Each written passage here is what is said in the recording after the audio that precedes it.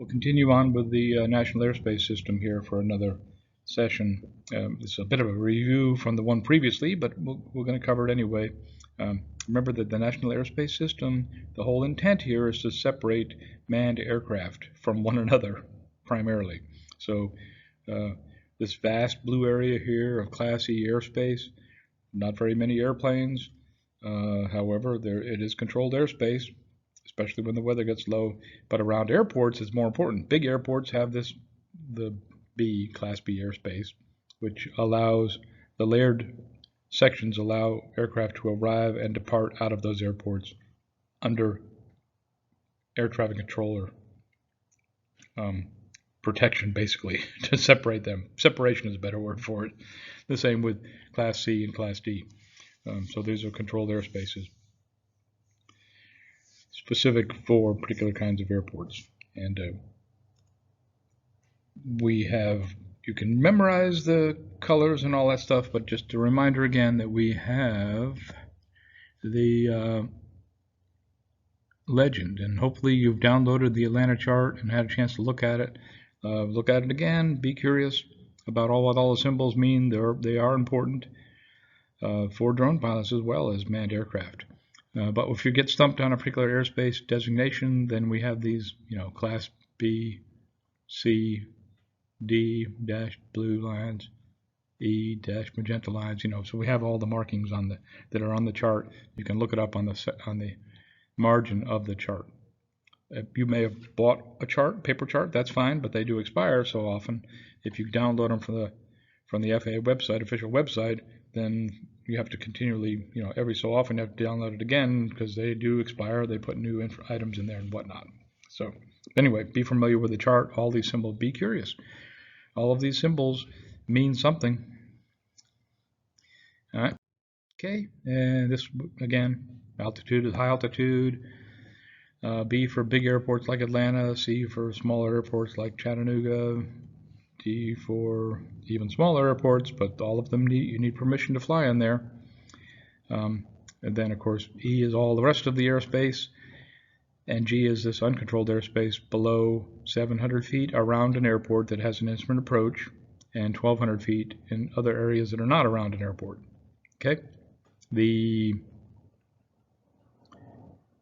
and that's uncontrolled. If anywhere below 700 feet or below 1,200 feet is uncontrolled airspace.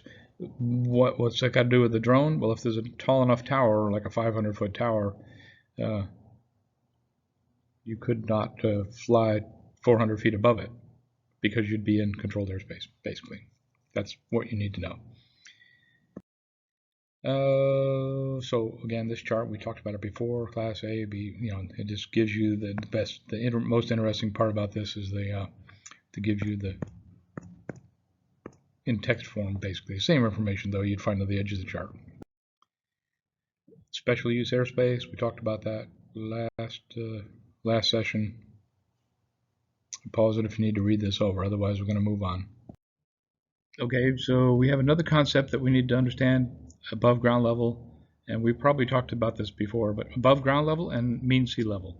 Mean sea level, we know that the tide goes up and down every 12 hours, and so we can't use actual sea level, but mean just means an average of the sea level. All of the aviation organizations over the whole planet have decided that they're going to use a particular standard. So there's the ocean, and they're just going to say, okay, everybody understands that 1,000 feet MSL is, no matter where you are on the planet, 1,000 feet is going to be the same. We don't have to measure it from the ocean. Okay, so that's mean sea level. We live in Griffin. We live at 958 feet at the airport anyway, mean sea level, right? So that's a standard there. Okay, that's good. So we know that when we take off, we're 958 feet. Useful for a number of reasons. But we are drone pilots. We want to know how high the tower is. So we don't want to be able to say this is a 100-foot tower.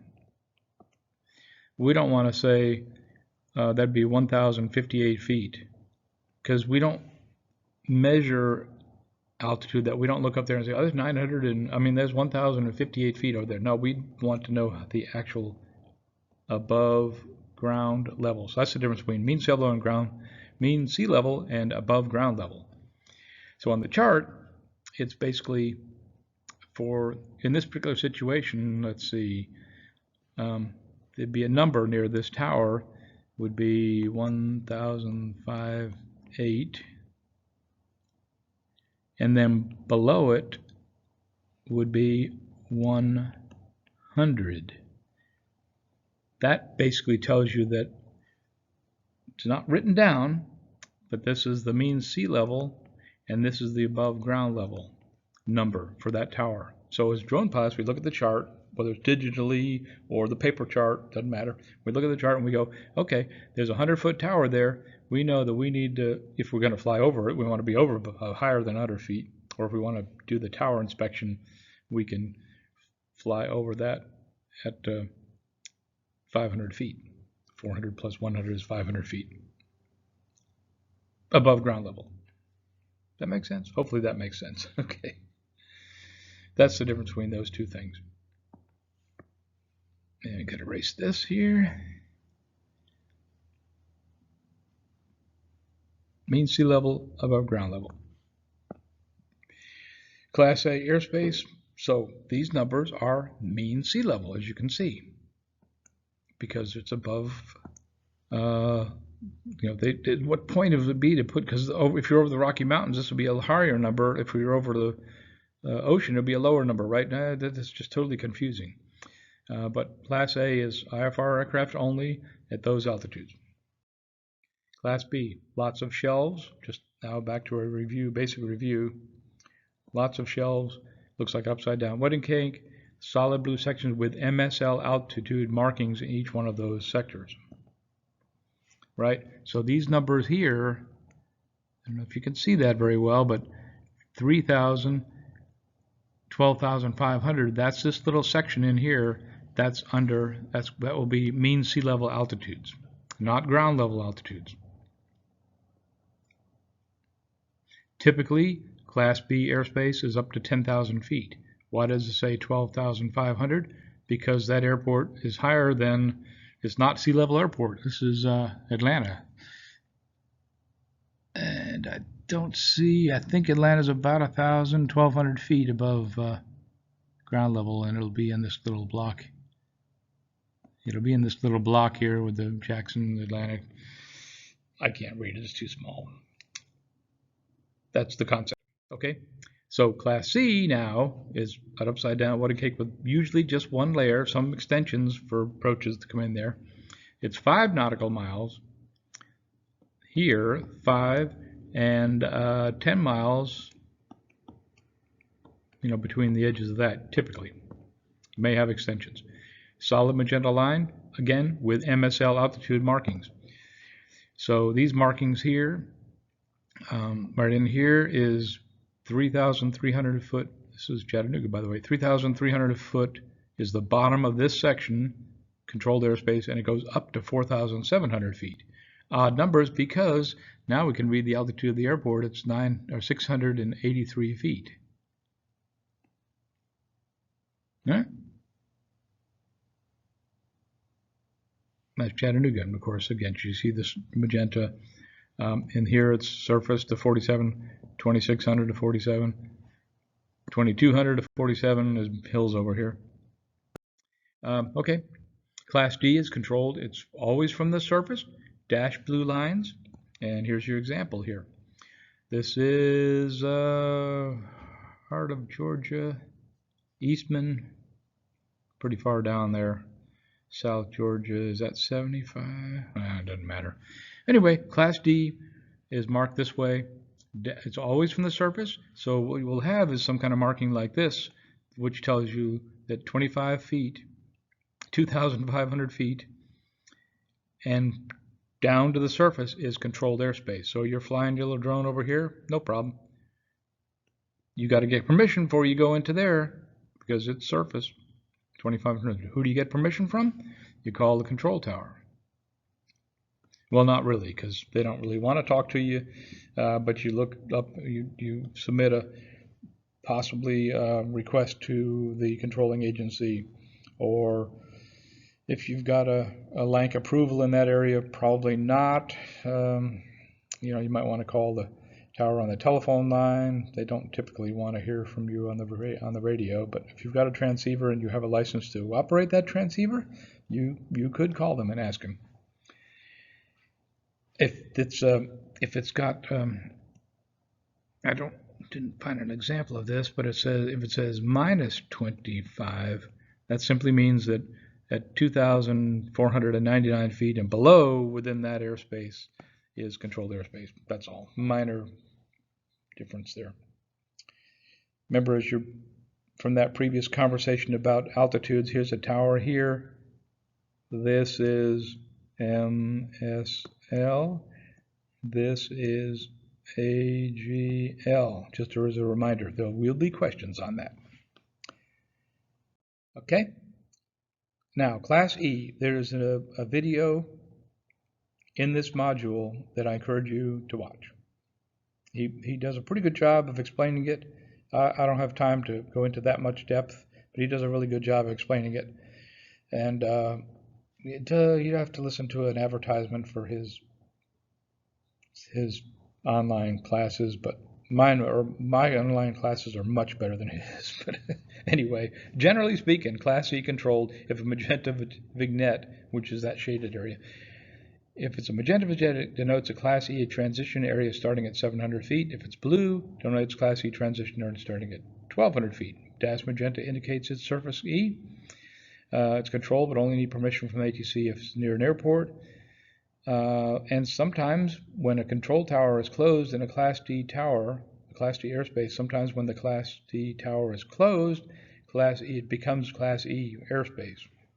Okay, Class G, again, is generally below 700 feet above ground level inside the magenta vignette, and Class G above 1,200 above ground level outside the magenta vignette.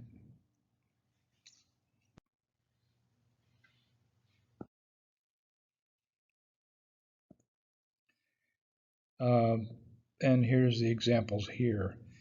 Okay, so here's this magenta vignette. I don't know if you can see my pen mark. Hopefully you can see it there. In this area, it's 700 feet. And above is Class E. Outside here, it's 1,200 feet. Okay, and the purpose of that is for instrument approaches in and out of these uncontrolled airports. Yes, there are instrument approaches in and out of these airports, and they're just protecting the airspace. Typically, the manned aircraft won't go much below 700 feet to get into this until they can see the airport to get into the airport. Possibly, depending on the minimums. It's a whole other related thing. That's why they don't want you flying in that airspace. That's of course why you have a requirement to have 3-mile visibility and got to be 500 feet below the clouds, of course, so that these people don't pop out of the clouds, manned aircraft don't pop out of the clouds and see, oh my goodness, there's a drone right in front of me. Because you won't see him, he's in the clouds until he gets to that point. Dashed magenta, which is this area around Muscle Shoals, is Class E to the surface. So it's an uncontrolled airport, but this is controlled airspace all the way to the ground. So this is 700 feet here, but this is surface. Doesn't say, but that's surface controlled airspace. Like I've said before, there's that video that you can watch to explain this even better than I'm doing now. But this is a rough idea. Well, I have this. I don't know why this. I'm going to keep moving. Oh, I know why. Okay, because this is an example of prohibited P40. It's prohibited, but it's also a restricted area. So apparently, and here's a little box here that explains it. Flight service for latest flight restriction status, and NOTAM for P40 and R4009. So there's a place at the top of the chart that says those things too, but they're reminding you can call flight service to get that information. And here is a purple box with the call out, national security area. This whole area around this nuclear power plant looks like, although it says ordnances, ordnance depot, don't know where this is. So there may be maybe they're manufacturing bombs or something. I don't know what they're doing there. It doesn't really matter, but they would prefer that you not fly in that area. They're requesting. That doesn't mean you're prohibited, but requesting to avoid this at or below 8,000 feet MSL. Well, we can't go that high, so obviously this is an area where they just don't want you flying your drone over there. Here's a warning area. Warning areas and MOAs. Warning areas, magenta hatch line with name, with a name with warning areas. You may proceed there with caution. So this is I'm just a guessing now, but I'm saying you're out here fishing and you got your drone. Yeah, you can fly around that area, sure. But you want to be careful because there's probably high-speed military activity, perhaps. Might not want to go to your maximum altitude. You want to stay a little bit lower. We have military training routes listed on the chart as well. And there will be questions on the written test about these as well. But basically understanding that there are two different kinds. There's IFR military training routes, which are listed as IR, or there are VFR military training routes, which are VR, which this is the case of a VR one here. All right, VR 97 or VR 1059. And let's see. If it's an IR route, it may be operational any weather condition. But if it's a VR route, it visibly has to be 5 miles or more, and the ceiling has to be at least 3,000 feet above the ground level. So that's a day that you might be flying in that area. And it may be, in addition, if they're allowed to fly below, let's see, MTRs with no segment above 1,500 feet above ground level must be identified by 4-letter category. So if it's below 1,500 feet, it would have a 4-digit number like this. So this is VR 1059. Whoever's flying through here has to be in fairly good weather, but they might be very low. They might be 300 or 400 feet above the ground when they're flying. They're going to be high-speed aircraft, probably, but it could be helicopters too. It could be a fleet of helicopters with, practicing. This is a practice route for the military, and they've just given us warnings. They're giving mostly manned aircraft warnings, but we need to be aware of that as well, and it is on the test. Okay. All of the stuff you can find out more information in depth by going to the Pilot Handbook of Aeronautical Knowledge. Free download from the FAA. Or you can just read it online, or you can buy the book. All right, we have NOTAM information. So in many of these situations, we can find a NOTAM for this particular kinds of airspaces, and that's what we're going to talk about in the next lesson.